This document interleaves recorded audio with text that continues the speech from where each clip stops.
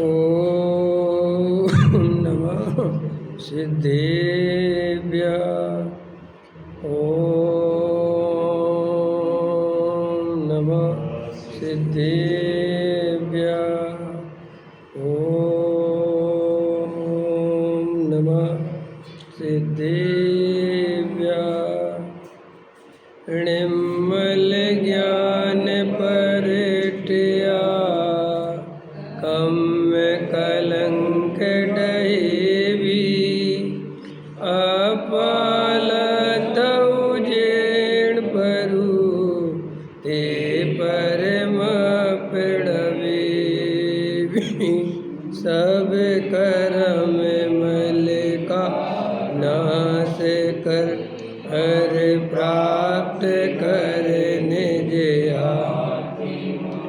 जो लीन निर्मल ध्यान में नम कर निकल परमात्मा। संतप्य मानस शांत हो जिनके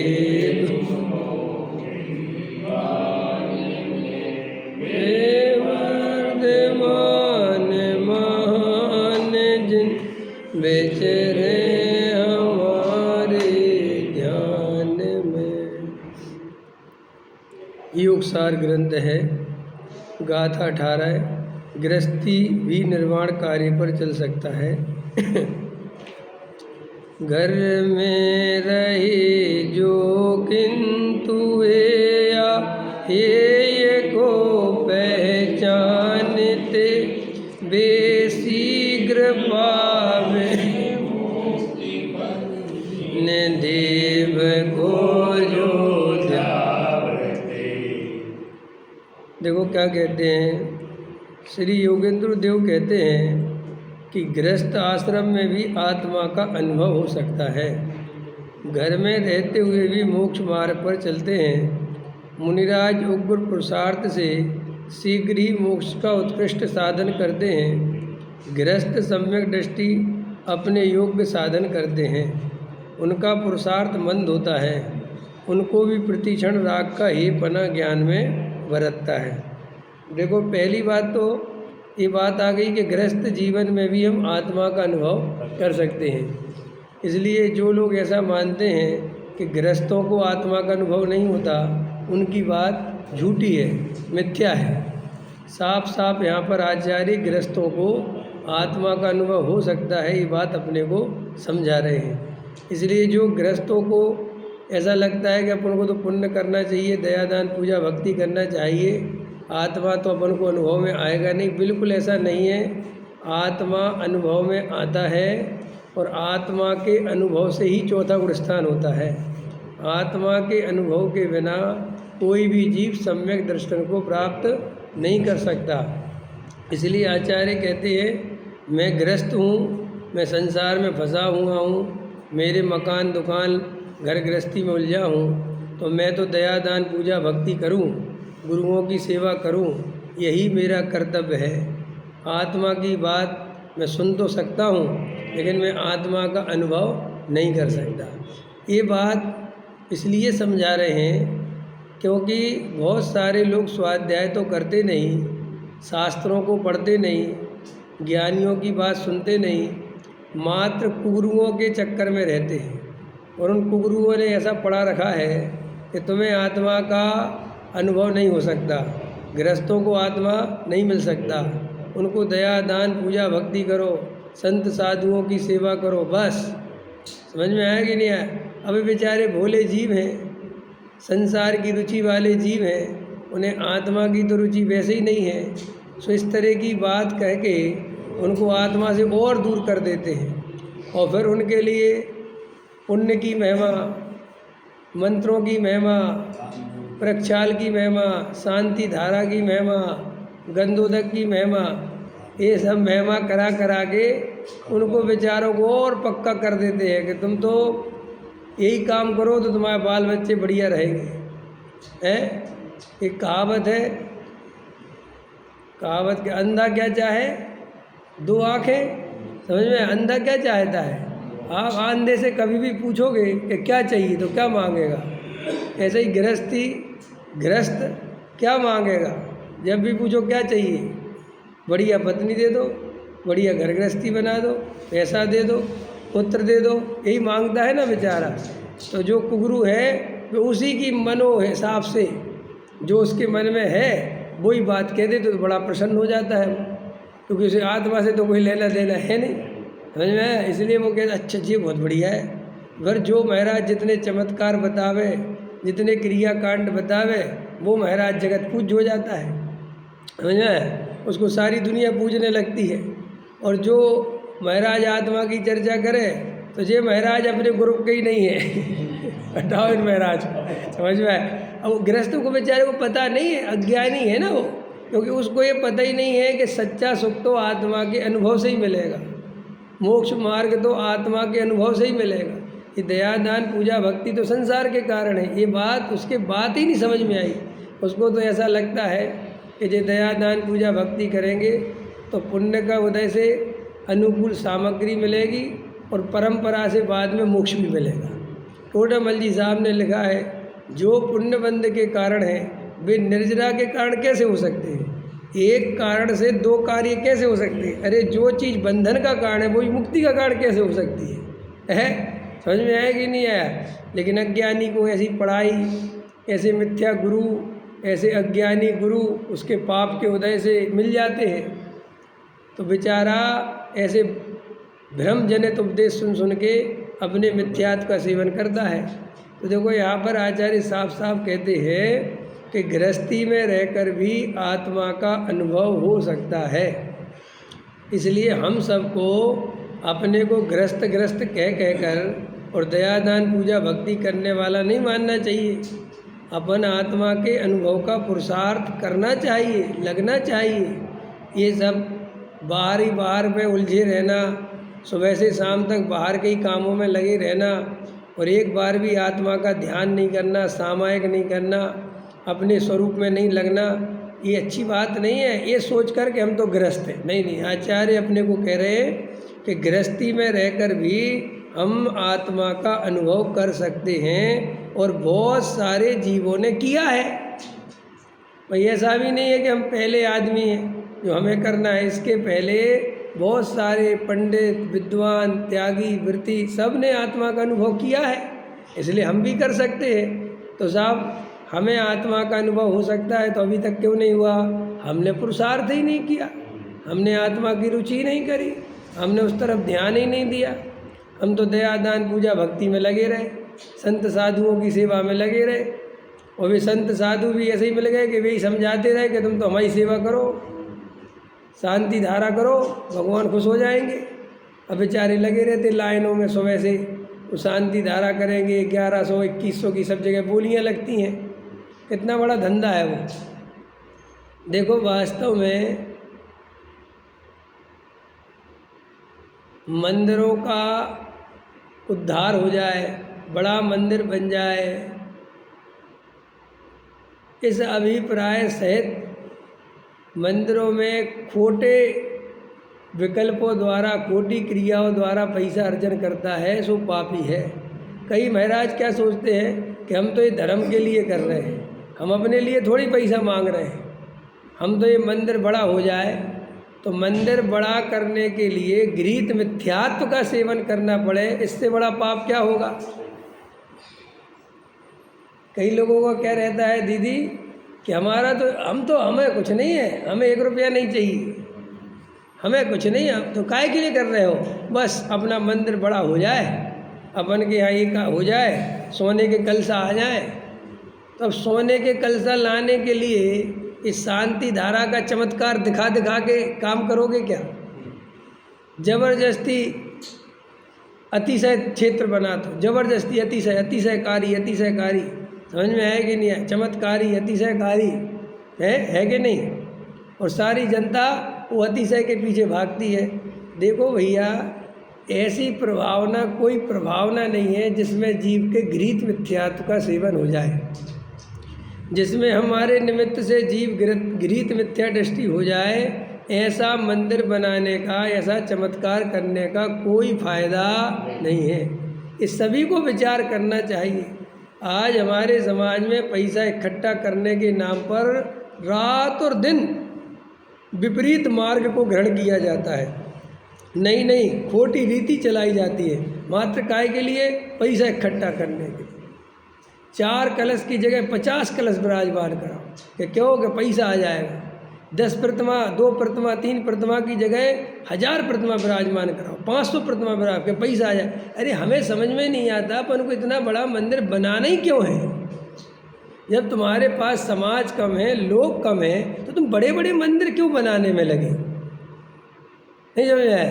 अभी कहीं भी जाओ, नहीं साहब जिन शासन है अच्छा होना चाहिए। क्या अच्छा होना चाहिए? ये धर्म तो वीतरागी धर्म है। काय का धर्म है? ये तो जंगल का मार्ग है, अव्यवस्था का मार्ग है। ये चमकने चाहिए, हमारे मंदिर रत्न और मोतियों से जड़े होने चाहिए। जाने कहाँ से आया ये जिन शासन में, तो ये समझ में ही नहीं आता। ये कौन लेके आया, क्या दिमाग में लेके आए? चांदी के भगवान, सोने के भगवान, सोने के कलसा, सोने की चवर, पता है कहाँ से दिमाग चला, जब अपना धर्म ही वीतरागी है। अरे भाई, जिनके धर्म रागी द्वेषी हैं, जिनके यहाँ भगवान चांदी के चवर की जगह सोने का चढ़ाओ तो बहुत खुश होता है।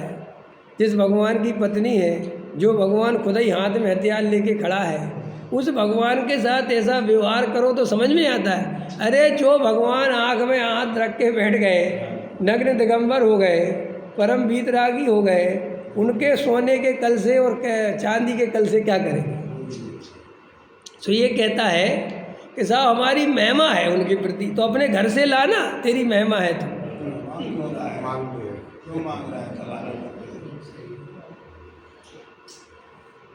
तेरे को महिमा है तो अपने घर से लाना, अपना घर बेच के बना दे सोने के कलसा। हम कौन मना कर, सो भिखारियों की तरह खड़ा हो जाए।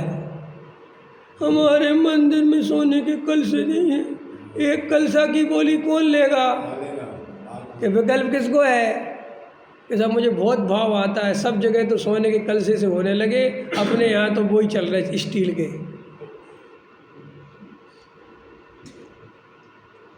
है।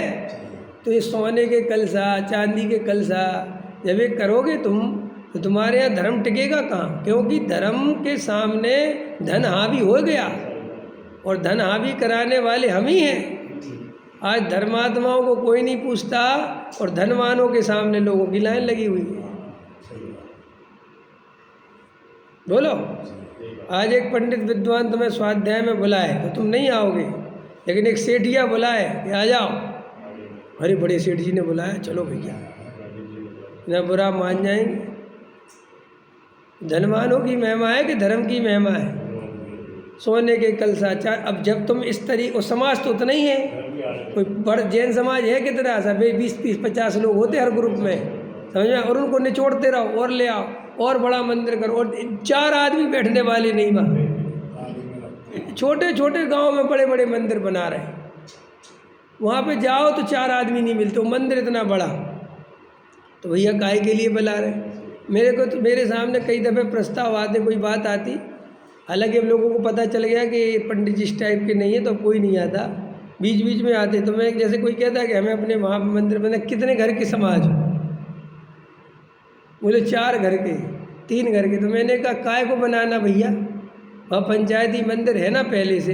अरे साहब वहाँ पे झगड़ा होता है। तो हमने कहा झगड़ा होता है तो किराए का कमरा ले लो, एक छोटा सा कमरा बना लो। जब तुम 4 ही आदमी हो, 6 ही आदमी हो, तो भाई अपने छोटा सा हाल बना लो, अपना स्वाध्याय करो बैठ के, बड़ी अलमारी बना लो, बैठो, 10-5 लाख में काम हो जाएगा। लेकिन नहीं, अहंकार है, इनने हमें मंदिर से निकाला, हम इनसे बड़ा बना के दिखाएंगे।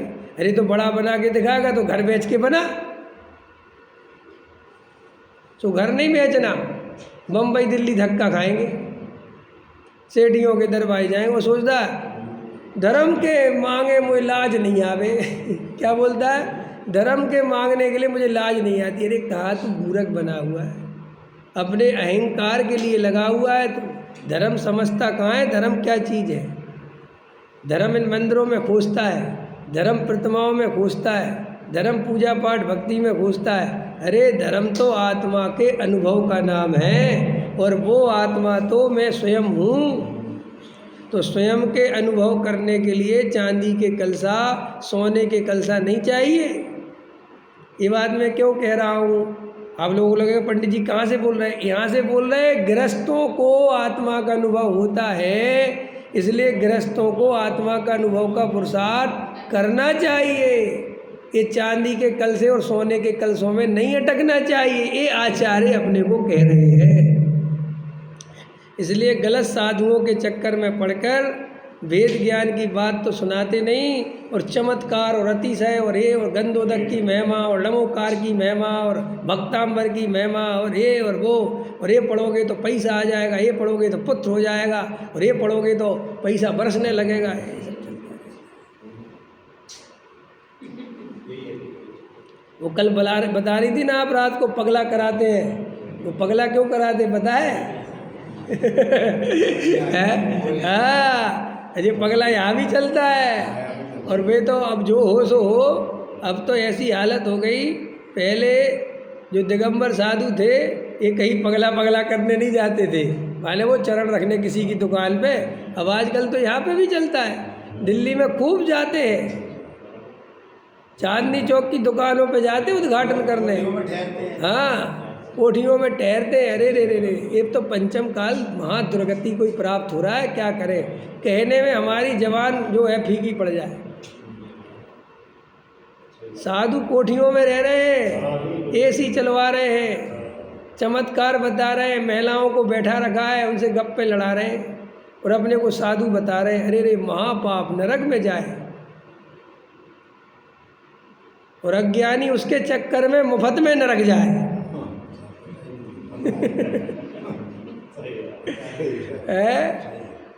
वो कहते ऊपर नाव है, कुगरू पत्थर की नौका के समान है, खुद तो डूबता ही है और 10, 20, 50 लोगों को डुबा जाता है। कई लोग कहते आप लोग बहुत बुराई करते हो। हम बुराई नहीं करते, तुझे कुगरुओं से बचाते हैं भाई। समझ में आया? तुझे कुछ अता पता तो है नहीं। जब नरक देखो चला जाएगा तब पता चलेगा कि क्या बात कह रहे थे। अरे स्वाध्याय तो कर। आचार्य भगवंतों ने जिनवाणी में क्या लिखा उसको पढ़ तो सही भाई। कहा कहीं क्यों मानता है? अपने कानों से सुन ली, बस मान ली। अरे भाई खुद तो पढ़ के देख। किसी ने कह दिया आत्मा का अनुभव नहीं होता तो बस मान लिया। किसी ने कह दिया घर गृहस्थी में धर्म नहीं हो सकता तो वो मान लिया। वह दया दान पूजा भक्ति करो, सोने के कलसा चांदी के कलसा लेके आओ, इनमें लगा रहता है। वहाँ कमा कमा के मरा जाता है और यहाँ मंदिरों में दान देता है और बस सोचता कि धर्म हो गया। अरे भाई पापों की गठरी बांधता है। पूज्य गुरुदेव श्री की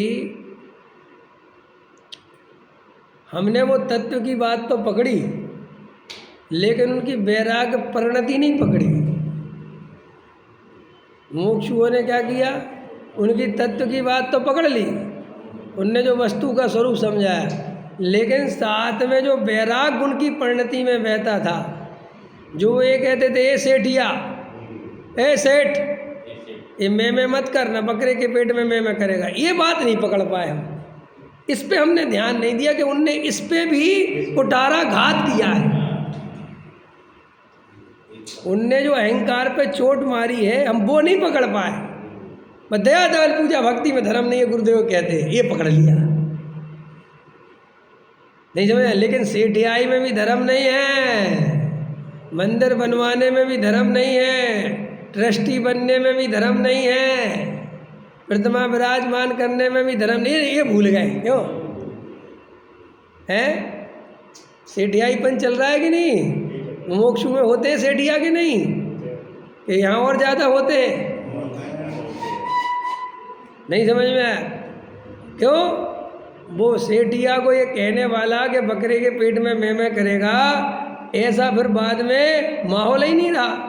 पंडित तो सेठियों के आगे पीछे होने लगे। तो सेठियों को लगने लगा कि धर्म के आधार पंडित नहीं, धर्म के आधार तो हम हैं। पंडित तो जो कहो वो बुलवा देंगे, सेठिया कहाँ से लाओगे? सेठिया गिने चुने और पंडित फैक्ट्री खोल रखी। समझ में आया नहीं यार? हर साल 200-400 निकाल देते हैं, सेठिया कहाँ से निकालोगे? सेठिया तो वही है ना, वही जो 40 साल से चला आ रहा है। और 40 साल में पंडित कितने बदल गए। एक सेठिया मिले मेरे को, जब मैं दिल्ली नया नया आया तो मेरे से कहने लगे, और बच्चे ठीक हो? हमने कहा हाँ ठीक हो। क्या तुम तो मेरे बच्चे ही हो? हमने कहा सही बात है। हमने कहा हमारे गुरुजी तो वहाँ के बच्चे नहीं थे। कहने लगे बीच के तो जितने वो बच्चे ही हैं, लेकिन सेठ जी तो वही के वही है ना। पंडित बदलते रहते। तो बोले तुम जैसे बहुत आ गए और आ जाएंगे, कोई दिक्कत नहीं है, लेकिन सेठ कहाँ से लाओगे? एक हमसे बोले, हमसे क्या बोले, किसी और से बोले हमारे सामने, पंडित जी ज़्यादा 3 तो 5 मत करो, ज़्यादा बोलोगे तो दूसरा पंडित बुलाने में देर नहीं लगेगी। तो हमने कहा ये बात सेठिया को बोल के देखो, ये सेठिया ज़्यादा 3 तो 5 मत करो, दूसरा सेठिया बुलाने में देर नहीं लगेगी। 25-30 सेठिया है बस तुम्हारे पास, समझा? और उनकी औलादों का पता नहीं है कि वे कहाँ हैं। समझ में? और चल रहा धर्म चलाएंगे, जिन शासन चलाएंगे, क्या चलाओगे? पैसों से धर्म चलता है? अरे धर्म तो वैराग्य की परिणति से, अपने स्वरूप की मस्ती से, चैतन्य के अनुभव से चलता है। वैराग्य तो तेरी परिणति में है नहीं। समझ समझ को धर्म समझ लिया है, क्षयोपम ज्ञान पढ़ पढ़ के समझ धर्म समझता है। आचार्य कहते तेरे अंदर में वैराग्य है कि नहीं? तेरे को ये धन में, संयोगों में, सोने के कलसा, चांदी कलसा, ये सब बेकार बातें लगती कि नहीं लगती? किनकी महिमा आती है? भगवान की प्रतिमा विराजमान करने में बड़ा प्रसन्न होता हो। तभी डॉक्टर साहब दिल्ली रहे थे परसों कि हमारी मान्यताएं कैसी हैं, इतना स्वाध्याय सुनने के बाद ये मैं आपको बताना चाहता हूँ। सुना था ट्विंकल, अभी 3 दिन पहले का प्रवचन था, देवलाली की घटना बता रहे थे कि देवलाली में एक परिवार आया उनके पास। बोले दादा जय जिनेंद्र। बोले बोलो क्या बात है? बोले जो है वो हमें शांतिनाथ भगवान की प्रतिमा मिल रही थी और अब नहीं मिल रही विराजमान करने के लिए। तो दादा ने कहा अच्छा क्या बात है? बोले वो शांतिनाथ उनने किसी और को दे दिए। तो दादा ने कहा अच्छा कोई बात नहीं, दूसरे ले लो उससे। बोले अरे मल्लनाथ टिका रहे हमें, शांतिनाथ तो किसी और को दे दिए। ऐसा वो को नहीं पता कि उसकी भाषा देखो, माने मल्लनाथ में जैसे कोई कमी हो और शांतिनाथ में कुछ विशेषता हो। ये तो हमने तीर्थंकरों में हमारी हालत है। माने अगर आपको मल्लनाथ भगवान की प्रतिमा विराजमान करना हो, देखना आप बोलना कि हम 24 प्रतिमाएं विराजमान करना चाहते हैं। पहली प्रतिमा सबसे पहले आदिनाथ, शांतिनाथ, पारसनाथ, चंदा प्रभु, महावीर। और माघी के बीच के तो माघी के मैं मल्लनाथ, अनंतनाथ। अरे अब भैया ऐसा लगता है जैसे मैं भगवान ही ना हो। ये हमारी बुद्धि का दिवालियापन है। हाँ सुनी थी ना, हमारी बुद्धि का दिवालियापन है। हमारे अंदर में वो ऋषभ देव के साथ भरत जी और बाहुबली खड़ा करो तो मज़ा आता है, शांतिनाथ के साथ कुंथनाथ, अरहनाथ खड़ो तो मज़ा आता है। थोड़ा चलना चाहिए ना जोड़ियाँ। हम तो जोड़ी के प्रेमी हैं, जोड़ियाँ होना चाहिए, परिवारवाद होना चाहिए। क्यों? तो दादा कहते थे इतना स्वाध्याय करने के बाद भी जब अपनी ये हालत है तो बिना स्वाध्याय वाले सावलिया पारसनाथ शिखर पे भलो विराजो जी, बाबा भलो विराजो जी, ऐसा करे तो कौन सा आश्चर्य की बात है? बोलो कोई आश्चर्य हो सकता है? जब हम लोग जड़ की क्रिया के इतने प्रेमी हो सकते, पागलों की तरह इतना स्वाध्याय करने के बाद लड़ाई झगड़े कर सकते हैं, प्रतिमा विराजमान करने के लिए झगड़े कर सकते हैं, तो अन्य जीवों की, अज्ञानी जीवों की क्या बात कहें? यहाँ कोई भगवान हमसे पहले उठा ले तो कसाय हो जाए। रोज रोज यही उठा लेते हैं, तो भगवान को उठाने में धर्म है क्या? है तो भगवान को उठा सकते हैं क्या? देखे तुमने, कई लोग देखे होंगे पूजा में, वे कोशिश करेंगे कि रोज़ भगवान को वही उठा लें। और कई दफ़े तो ऐसा होगा कि बहुत बढ़िया साफ कर दिया, प्रक्षाल कर दिया, तो भी वे चुपचाप खड़े रहेंगे अपना एक कपड़ा लेके। उनको लगता हम अलग से साफ कर सकते हैं, दूसरा कोई कर ही नहीं सकता। और फिर वो कोशिश करेंगे इधर से उधर जुगाड़ करके, बस तुम्हारे सिर पर रख भी देंगे तो भी अपना लगा लेंगे। फिर लाओ लाओ हम रख ही लेते, तुम मैं बस की नहीं। ये क्रियावादी लोग हैं, ये जड़ की क्रिया के रसिया हैं, सहज नहीं है अंदर में। अपने आप को भले ही धर्मात्मा कहते, लेकिन जिसकी क्रिया की ऐसी खेच है, जिसको अभी भगवान को उठाने धरने में बहुत बड़ा धर्म दिखता है, वो तो अभी आत्मा से कोसों दूर है। भले ही वो कहता हो कि मुझे बहुत महिमा है, ये महिमा का लक्षण नहीं है, ये कोई महिमा नहीं है। जिन शासन में क्रिया की महिमा, जड़ की महिमा, ये तो आत्मा की विराधना है। सहज भाव होना चाहिए, सहज भाव। ये सब व्यवस्था दिखनी चाहिए, इसमें कोई धर्म तो दिखना क्या, कुछ नहीं दिखना चाहिए, ये सब व्यवस्था है। समझ में आया? हाँ, ये कोई चमत्कार है, ये कोई बहुत बड़ा वो है, इससे कोई धर्म हो जाता है या कोई स्वर्ग मिल जाता है। अरे नहीं भाई, तो व्यवस्था है। साक्षात केवली भगवान का कोई अभिषेक नहीं होता, ये तो व्यवस्था के अंतर्गत है। प्रतिमा की साफ सफाई है, तो गृहस्थों को धर्म नहीं होता। ये गृहस्थों को कान खोल के आचार्य कहते सुनो, होता है नरेश जी, आत्मा का अनुभव करना है मत कि गृहस्थी के बोझ तले दबे हुए हो हैं। क्या करें पंडित जी, जिम्मेदारी बहुत है, बाल बच्चे हैं। आचार्य कहते सुनो, तुम उसके कर्ता धर्ता नहीं, तुम्हें मिथ्या मान्यता छोड़ो कि मैं गृहस्थ हूँ, यही मिथ्यात्व है। अपने को गृहस्थ मानना मिथ्यात्व है, अपने को साधु मानना मिथ्यात्व है। पज्जय मूढ़ा पर समया, ये पर समय है। क्या पर समय इंजीनियर साहब? अपने को गृहस्थ मानना, अपने को साधु मानना, हाँ, आत्मा के सिवा कुछ भी मानना, वो पज्जय मूढ़ा है, पर्याय में मूढ़ है वो। समझ में आया? इसलिए अपने ऊपर बोझा मत रखो, आत्मा का ध्यान ऐसा करा करो कि मैं आत्मा ही हूँ, बस मैं ही मेरा करता धरता। तो मेरा करता धरता माने मैं माने कौन? पहले मैं की स्थापना सही कर लेना। अगर मैं माने जी असमान जाति पर्याय देखी और इसके करता धरता अपने को देखा तो मिथ्यात्व है। आया समझ में? तो आचार्य अपने को कहते हैं कि भाई गृहस्थ आश्रम में भी आत्मा का अनुभव होता है, इसलिए तुम अपने को कमज़ोर मत मानो।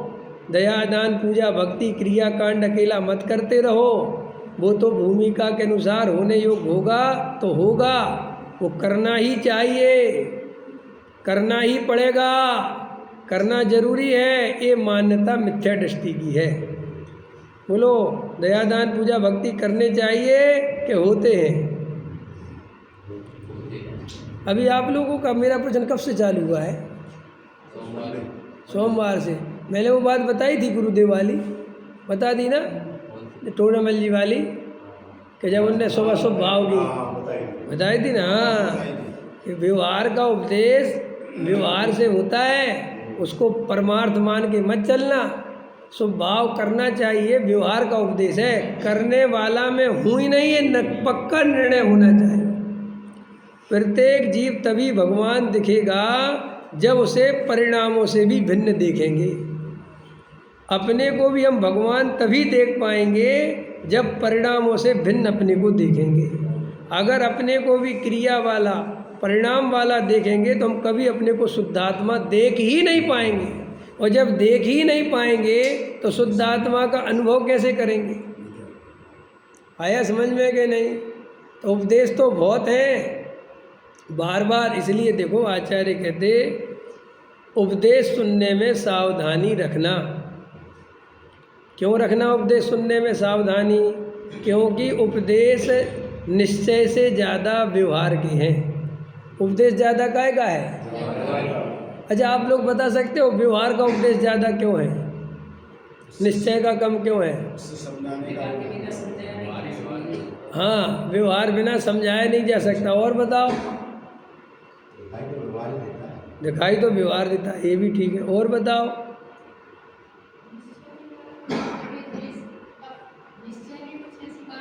बस असली बात। अरे निश्चय में 1 घंटा बोल नहीं सकते तुम व्यवहार को लाए बिना। प्रवचन 2 मिनट होगा अगर निश्चय का प्रवचन करना है। वो तो व्यवहार से ही तो होता है, ये गलत है, ये सही है, ये नहीं करना। अब जितना बोला अभी मैंने, ये सब व्यवहार ही तो है। समझ में आया कि नहीं आया? करता धरता है कहाँ जीव? सोने का कलसा, चांदी का कलसा कहाँ चढ़ा सकता है जीव? तो अभी आप इतना बोला, यही समझना, यही समझना, यही तो गजब की बात है। देखो, बात समझना, वैज्ञानिक तरीके समझना। परंपरा का निर्वाह मत करो।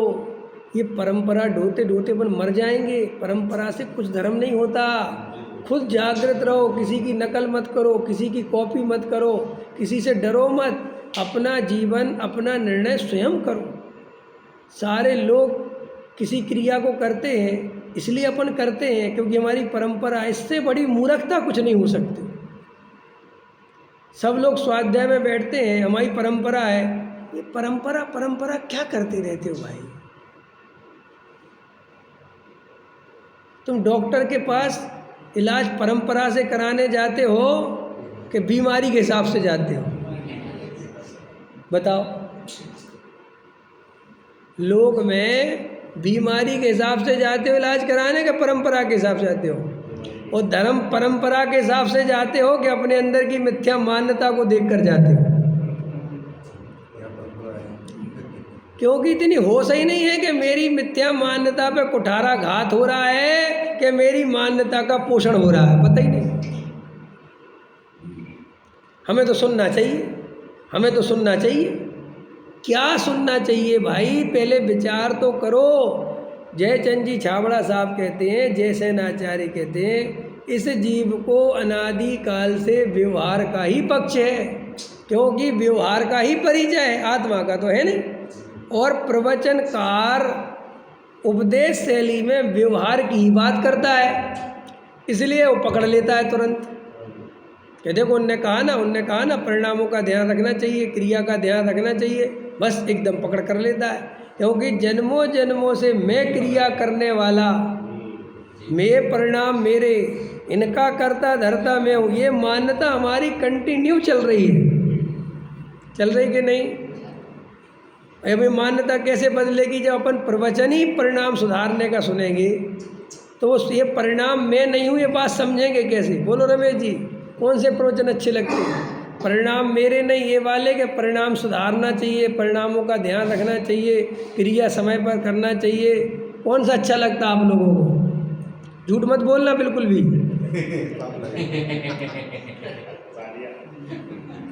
बोलो कौन सा अच्छा लगता है?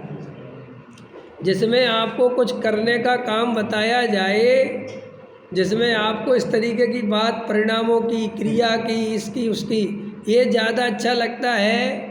भावुक करने वाला वो अच्छा लगता है कि वास्तव में सच्चा वस्तु का स्वरूप के कोई किसी का करता धरता नहीं, नो भावुकता, सिर्फ और सिर्फ शांति, सिर्फ और सिर्फ अंदर में अपने स्वरूप की मस्ती, एक अकर्ता की दृष्टि, ये वाला प्रवचन अच्छा लगता है। अब आप कहोगे पंडित जी हम तो इतना विचार ही नहीं करते कि कौन सा अच्छा लगता, हम तो सब सुन लेते। इसका नाम बेहोशी है, इसका नाम मिथ्यात्व है। सम्यक दर्शन किसी क्रिया का नाम नहीं, सम्यक दर्शन किसी पूजा पाठ का नाम नहीं, कोई वैराग्य का नाम नहीं, कोई व्रत उपवास का नाम नहीं। सम्यक दर्शन होश पूर्वक जो जीने लगे, जो आत्मा के अंदर झांक कर देखने लगे कि मैं अकर्ता हूँ कि करता हूँ, ये राग मेरा है कि नहीं है, ऐसा जाग कर जो देखने लगे, वो सम्यक दर्शन का पुरुषार्थ करना लगा। ये सम्यक दर्शन का पुरुषार्थ है। और जो परंपरा करना चाहिए, सुनना चाहिए, ये भी पढ़ना, वो सब पढ़ना, पहले मूल काम करना, पहले सम्यक दर्शन प्राप्त करना। क्यों करना? क्योंकि अपनी जो उपयोग रूपी शक्ति है, अगर हमने जानने के नाम पर घूमने के, जैसे देखो दीदी एक बात इम्पोर्टेंट बताऊं, जैसे कोई बाहर के गेयों को देखने में रमता है तो भी आत्मा का कल्याण नहीं कर सकता।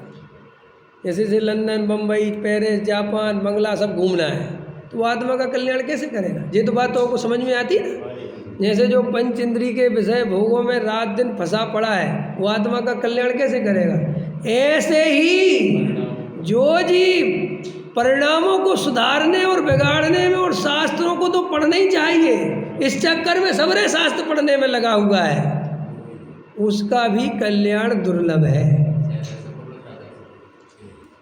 बात ये नहीं है कि तुमने कश्मीर देखी कि कन्याकुमारी देखी, बात यह है कि तुम्हारी उपयोग रूपी शक्ति बर्बाद हो गई।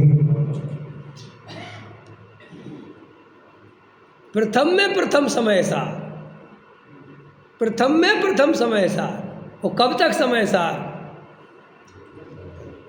जब तक बेड़ा ना हो वह पार, जब तक मिथ्यात्व का चकनाचूर न हो जाए तब तक समय सार, समय सार, समय सार। यानी साहब बाकी ग्रंथ देख लेंगे बाद में, कहीं नहीं जा रहे, पहले मूल मुद्दे का इलाज कराओ भाई। मूल रोग जो मिथ्यात्व का है उसको मिटाओ। बाकी का रोग तो वो जो रोग है, कौन सा रोग है बाकी का? असंयम वाला, अविरति वाला। जब अभी अपन अविरत है कि नहीं, बताओ आप लोगों में से इसका जवाब दो। अभी अपन अविरत है कि नहीं, असंयमी है कि नहीं, बताओ क्या लगता है आप लोगों को? बोलो अरुण जी, क्या देवेंद्र जी, असंयमी हो कि संयमी हो?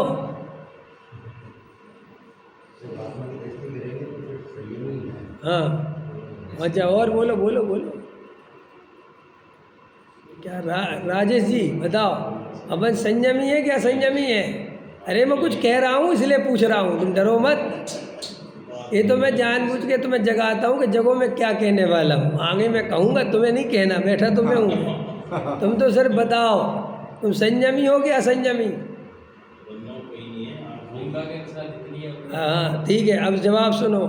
मिथ्या दृष्टि ना संयमी होता है ना असंयमी, पहले मिथ्या दृष्टि होता है,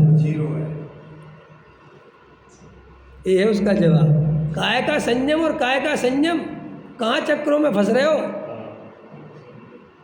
सब रे हल्ला मचाते, असंयम चाह, काय का संयम? संवेदन है नहीं, कहाँ से संयम वियम की बात कर रहे हैं? अरे कैंसर दे के बैठा और कह रहा साहब स्किन ग्लो कैसे करेगी बताओ।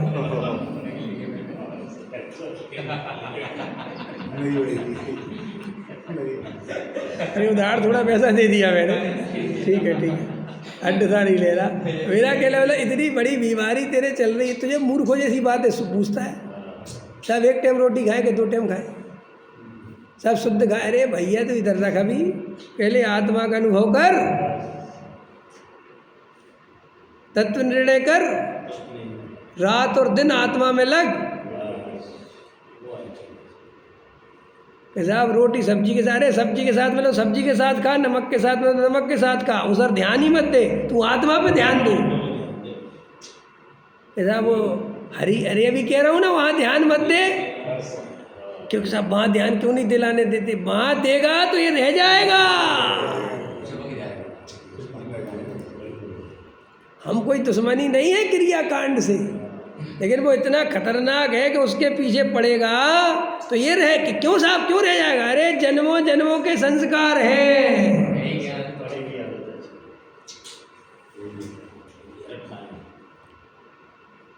अरे तुम जन्मों जन्मों के संस्कार की छोड़ो, इसी जन्म के संस्कार है। लोगों को अपना पुराना प्यार याद आता है शादी के 60 साल बाद। अब बताओ 60 साल हो गए, कभी प्रेम किया था कॉलेज में, एक लड़की से प्रेम हो गया, कोई बड़ी इसलिए हंसने की क्या, क्यों बड़ी बात है क्या? अब वो प्रेम हो गया, अब वो चली गई, ये चले गए, कहानी राम नाम सत्य कब का हो गया, समझ गया? और भाई साहब 60 साल में पोता खिला रहा और वो याद आ रही इसी जन्म का। तुम इसी जन्म का संस्कार देखो तुम। और इतने वो भाग्य से सामने और आ गई तो पूरी तो बिल्कुल एकदम क्या मंडप ही सज गया है। आया समझ में कि नहीं? तो ये तो इसी जन्म की बात बता रहा हूँ मैं। और ये क्रिया का प्रेम कब का है? ये पर का प्रेम कब का है? अरे रे रे जन्मों जन्मों का मुनि बन गए क्रिया के प्रेम में। समझ में आया? अनंत बार 28 मूल गुण पाले क्रिया के प्रेम में, शुभ भाव के प्रेम में। अरे रे रे रे ऐसा आचार्य कहते इसलिए तुझे कहते दुर्लभ आत्मा की अनुभूति दुर्लभ इसलिए है क्योंकि तेरे को जन्मों जन्मों से वो बाहर का रस है। और वो बाहर का रस है तो वो बार बार तेरे को वो एक तो उपदेश, माहौल, समाज ऐसा बना हुआ है कि वो उपयोग जैसे इधर उधर से बचा भी ले तो बस वो उपयोग यहाँ खर्च कर देता है। नई नई विवक्षा समझनी है और शास्त्रों में क्या लगा और ग्रंथों में क्या लगा, तो वो धुरी जो है वो ध्रुव की बन ही नहीं पाती क्योंकि वो उपयोग बिखर जाता है। ये उपयोग बिखर जा रहा ना बार बार, भले ही शास्त्रों में ही बिखरा लेकिन बिखर गया, चली गई वो ताकत जो अनुभव करा सकती थी, उपयोग की शक्ति, वो तो हमने शास्त्रों में नए नए शास्त्र पढ़ने में समझने में लगा दी। और चूंकि उसके संबंध में उसकी मान्यता ऐसी है कि शास्त्रों को ज़्यादा से ज़्यादा पढ़ना बहुत अच्छी चीज़ है, तो वो मान्यता और मजबूत है। भाई पाप को तो पाप सारी दुनिया मानती है, उसे तो सब छोड़ना चाहती है, लेकिन दया, दान, पूजा, भक्ति, स्वाध्याय, शास्त्र पढ़ने को कौन बुरा मानता है जगत में? बोलो बोलो, मानता है क्या? अभी मंदिर में कोई ऊपर बैठा हो, ठीक है, और कोई सा भी ग्रंथ पढ़ रहा हो, आप लोगों में से कौन कहेगा कि गलती कर रहा है? बताओ बताओ, आप लोगों से पूछो। चाहे वो ढूंढारी भाषा का कोई ग्रंथ मिल गया पुराना, वो पढ़ रहा, जबकि एक अक्षर समझ में नहीं आ रहा, तुम कहोगे कि क्या कर रहा है? या व्यवहार का कोई ग्रंथ पढ़ रहा है, तुम कहोगे कि गलती कर रहा है? आप कहोगे इतनी बढ़िया बात, उससे क्या फ़र्क पड़ता है? ग्रंथ यही तो तुम्हारे दिमाग में बीमारी बैठ गई कि उससे क्या फ़र्क पड़ता है। जैसे कोई भी दवाई नहीं खा सकते, जो बीमारी हो वो ही दवाई खाना, ऐसे धर्म के नाम पर कुछ भी करते रहना क्योंकि सभी धर्म है, इससे बड़ा पागलपन दूसरा नहीं है। क्या फ़र्क पड़ता गिरनार जी का पहाड़ चढ़ो या सम्मेशकर जी का पहाड़, हमें तो पहाड़ चढ़ने से मतलब है।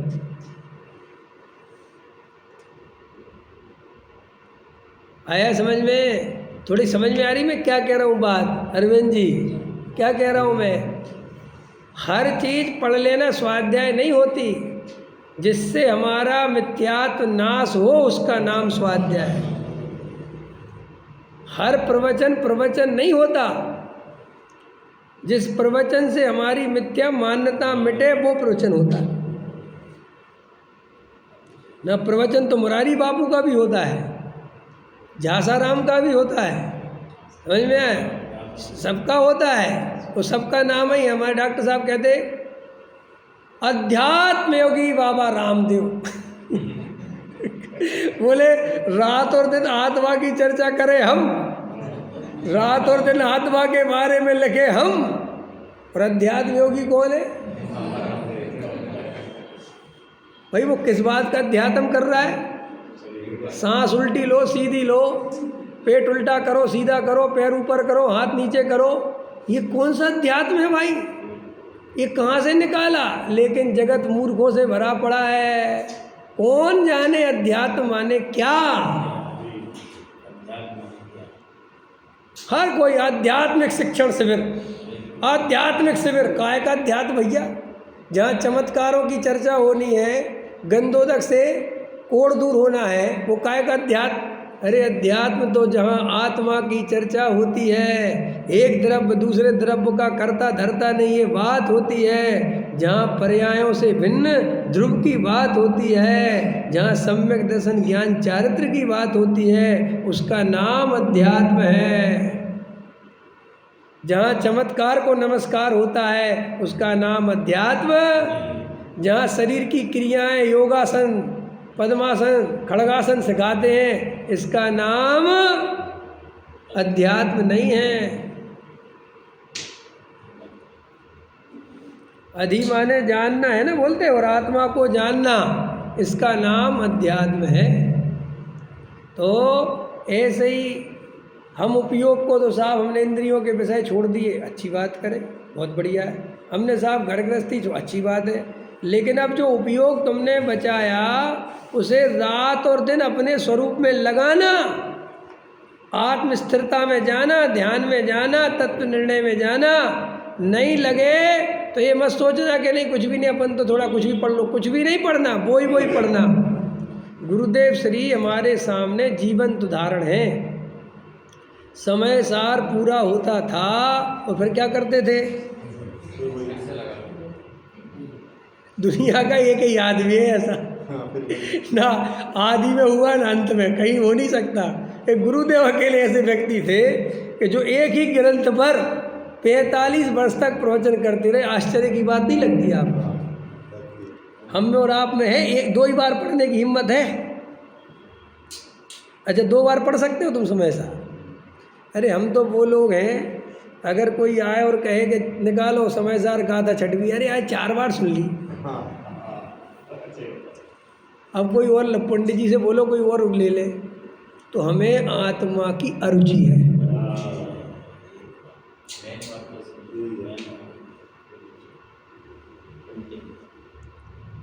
ये भीम गली वाले अपन लोग, मैं भी हूँ, चिंता मत करो, 10, 20, 50 लोग इकट्ठे कर लेते हैं हर एक आध 2 महीने में, और आपस में माला पहन लेते हैं। तुम हमें पहना देते, हम तुम्हें पहना देते। कभी ऊबते नहीं इस बात से कि हमें नहीं पहननी, बहुत पहन ली, क्या वही हमारे बारे में बोलते रहते हो, हमें नहीं सुनना। हाँ 2-4 महीने में समझा कि नहीं, ऊबते नहीं है, लाओ पहनाओ। अरे वो तो 2-4 महीने में मिलती है, तुम तो रोज चाहते हो, इसलिए तो रामगली जाते हो कि वहाँ वाले पहना दें, फिर भोलानाथ जाते हो कि वहाँ वाले पहना दें, फिर और कहीं का मिल जाए तो वहाँ चले आओगे वहाँ वाले पहना दें। पहनने के लिए परेशान ही तो है हम सब। अरविंद जी कह रहे ना, अरे कितना ही ना कहो, मन में भावे मूड हिलावे, समझ में? अरे अंदर में तो भरा पड़ा संसार का रस, आपके नहीं मेरे। आप तो धार्मिक आदमी हो, मैं अधार्मिक हूँ भाई। मैं तो ये कह रहा हूँ कि अंदर में विचार करो कि हमें वो संसार की बेई क्रियाएँ, बेई भोग बोर नहीं लगते, और आत्मा की बात कहता है अब तो वही सुनाते रहते। तो क्या सुनना है तेरे को? आत्मा से प्रेम नहीं है? अरे सच्चा प्रेम नहीं भाई। ज्ञान में जैसे कश्मीर को गे बनाता है, कन्याकुमारी को गे बनाता है, और फिर कोई कहे चलो कश्मीर, अरे 3 बार देख लिया यार, क्या देखना। ये समय सार को भी उसी दृष्टि से ज्ञान का गे बनाता है, इसीलिए सम्यक दर्शन नहीं होता। ये तो प्राण होना चाहिए, हमारा प्राण। अगर प्राण निकलते हो तो निकल जाए, लेकिन समय सार से अरुचि नहीं होनी चाहिए। इतनी आत्मा की धगस होनी चाहिए। समय सार माने मैं, समझ में आया कि नहीं आया? पर रात दिन आत्मा की बात सुननी है। दया दान पूजा भक्ति में धर्म नहीं, एक तरफ दूसरे तरफ का करता धरता नहीं। पंडित जी दिन भर चलाओ लमोकार मंत्र की तरह, जैसा वो 24 घंटे चलता है ना वो अखंड पाठ। अखंड पाठ में जाते हो रमेश जी के? नहीं, अखंड पाठ नहीं समझते? भिंड के हो गए अखंड पाठ? यार तुम लोग कैसी बातें करते हैं? दिल्ली वाले वो बातें नहीं समझते जो समझनी चाहिए। अखंड पाठ माने जब हम लोग अखंड पाठ करते थे भक्तांबर जी का, समझ में आया? तो 4 आए, अच्छा वो ही, हाँ वो ही 4 आए और 4 गए। तो पता कैसे जाते थे? नरेंद्रम बड़ेंद्रम छोड़ेंद्रम, जल्दी से आ जाओ, चालू हो जाओ। तो बीच में गैप नहीं पड़ना चाहिए। हाँ जैसे उसका आखिरी काव्य बचा ना वो, तो वो पढ़ने लगता था और ये 4 चुपचाप चले जाते थे। फिर कहते हम रोटी वोटी खा के आ रहे, अब 3 घंटे तुम्हारी ड्यूटी, तो वे लगे अखंड पाठ। ऐसे ही तुम्हारे उसमें भर देते हैं वीडियो में, तो घरों में चलते हैं नमो हरिहंताड़म नमो सिद्धाड़म। ऐसे ही मैं अकर्ता ज्ञायक हूँ, ये राग देश मेरा स्वरूप नहीं। भले ही कितना ही बाहर में निमित्त नैमित्तिक संबंध दिखे, लेकिन कोई किसी का करता धरता। ऐसे ही अखंड जाप, ऐसी अखंड दृष्टि हमारे अंदर चलनी चाहिए। और जब प्रवचन सुनने जाओ तो यही सुनने जाओ, यही सुनाओ पंडित जी, और कुछ नहीं सुनना हमें। कि तुम्हें कल भी सुनाई थी कि कल क्या, रोज यही सुनना है। कि क्यों यही सुनना है? क्योंकि यही जहर है और कोई दूसरा जहर है ही नहीं। ये 24 घंटे में चढ़ जाता है, इसलिए हर 12 घंटे में एक मंत्र चाहिए। गरुड़ी मंत्र होता है, गरुड़ी मंत्र समझते हो, जिससे सांप का जहर उतरता है। तो सांप का जहर कैसे उतरता है अरविंद जी, बताया आपको? एक गरुड़ी मंत्र होता है, गरुड़ मंत्र। तो क्या होता है, गरुड़ नाम का जो पक्षी होता है उसमें ऐसी शक्ति होती है कि वो सांप का काटा हुआ खींच लेता है जहर, समझ में है नहीं, तो सही हो जाता है। तो बाद में गरुड़ मंत्र का निर्माण हुआ उसको उतारने के लिए। तो वो तो उतरता कैसे है कि वो जो पुरुष उस मंत्र को पढ़ता है तो ऐसा आंख बंद करके पूरी ताकत से निर्विकल्प हो के मैं गरुड़ हो गया। अपने को क्या मानता है पहले? जैसे भैंसा का ध्यान करता हुआ पुरुष, ऐसा अगर वो विकल्प रखे कि मैं मनुष्य हूँ तो मंत्र नहीं उतरेगा। बिल्कुल खोना पड़ेगा कि मैं गरुड़ हो गया, मेरे पंख हो गए, मैं उड़ सकता हूँ, गरुड़ ही हो गया। और फिर जब वो मंत्र बोलता है तो वो सांप का जहर उतर जाता है। ऐसे ही तुम ध्रुव का ध्यान करो, ऐसे ही आत्मा का ध्यान करो, और ये ध्रुव के मंत्र से मिथ्यात्व का जहर उतर जाएगा। त्रिकाली ध्रुव की दृष्टि कर कर मैं अखंड ज्ञायक चैतन्य पिंड, बस ये दृष्टि करके शरीर संयोग नो कर्म द्रव कर्म भाव कर्म से बिल्कुल हटा के मैं हूँ ही नहीं है, और एकदम उसमें रुक जाओ और एकदम ध्रुव की दृष्टि करो। मिथ्यात्व का जहर उसी समय उतर जाएगा। समझ में आया? फिर यहाँ से जाने के बाद दिन में फिर चढ़ेगा वो, क्योंकि बाहर में कर्ता कर्म की प्रवृत्ति बहुत है। सो तुम शाम तक बीच बीच में ये मंत्र पढ़ते रहना, ध्यान करते रहना, जब मौका मिले ये मंत्र का उच्चारण करते रहना, तो वो मिथ्यात्व चढ़ नहीं पाएगा। कोशिश तो करेगा लेकिन वो चढ़ नहीं पाएगा।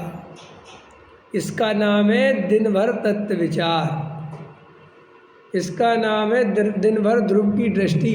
24 घंटे क्या करें लोग पूछते हैं, 24 घंटे यही ध्रुव की माला, बस और कुछ नहीं, बस यही रस, यही रस, यही रस। साहब ऐसा रस कैसे बने, प्रश्न करो, ऐसा रस कैसे बने? पैसे में कैसे बनता है?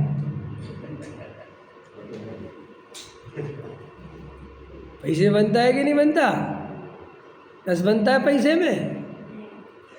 रमेश जी कह रहे नहीं बनता। रमेश जी झूठ मत बोला करो, पाप लगता है। मैं ध्यान कर रहा, मैं तो यहाँ अरे यार रमेश जी, देखो देखो देखो, समय तो हो गया, आपको जाना हो तो चले जाओ। आप विकल्प नहीं रखा करो, मैं सबके सामने घोषणा कर दे रहा हूँ। राजेश जी को 9 बजे उनकी शारीरिक तकलीफ होने का, वो चले जाएंगे 9 बजे, तो कोई विकल्प नहीं करना कि वो क्यों चले गए। ठीक है, आप शांति से बैठा करो, शांति जाया करो। हमारा तो ऐसा ही है, जब चल गया तो चल गया। हम क्योंकि ज़्यादा घड़ी वाले पंडित जी है नहीं, तो वो क्या क्या कह रहे थे? पैसे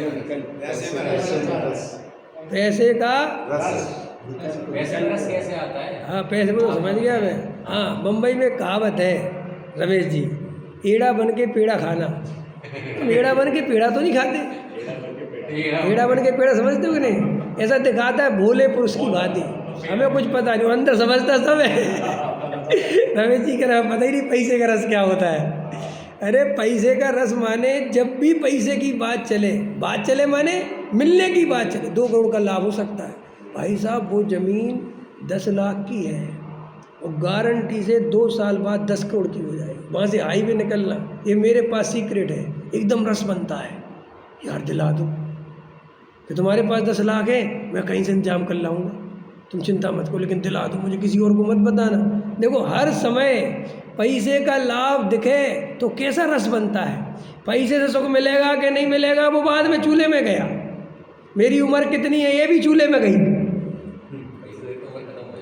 देखो जब LIC वालों के पास बैठोगे ना आप, तो वो कहते देखो जी आप 10,000 रुपये महीने जमा करो।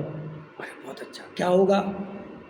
20 साल तक आप जमा करो, आपको उसके बाद 2 करोड़ रुपए मिलेगा। 20 साल बाद 2 करोड़, गजब है। और अगर बीच में तुमने पहली किस्त भरी और फिर मर गए तो भी 2 करोड़ मिलेगा। तो कहता जल्दी करो, क्योंकि दोनों ही में लाभ है। मर गए तो लाभ 2 करोड़ मिल जाएगा, और अगर 20 साल बाद, माने कितनी बेहोशी है कि 20 साल बाद ये जब 2 करोड़ मिलेगा तब तो मेरे सारे दांत ही गिर जाएंगे, मेरी तो सारी इंद्रियां शिथिल पड़ जाएंगी, मैं तो बिस्तर पर पड़ा रहूँगा। सो क्या कहता पता, आप कुछ समझते नहीं, हमारे बेटे तो सुखी हो जाएंगे, उनके तो मज़े आ जाएंगे। ऐसी आत्मा के संबंध में क्यों नहीं सोचता कि अगर हमारे बेटे को ये आत्मा सुनने मिलेगा तो सुखी हो जाएगा। लेकिन बेटे को पैसे का रास्ता दिखाता है और खुद मंदिर के रास्ते जाता है।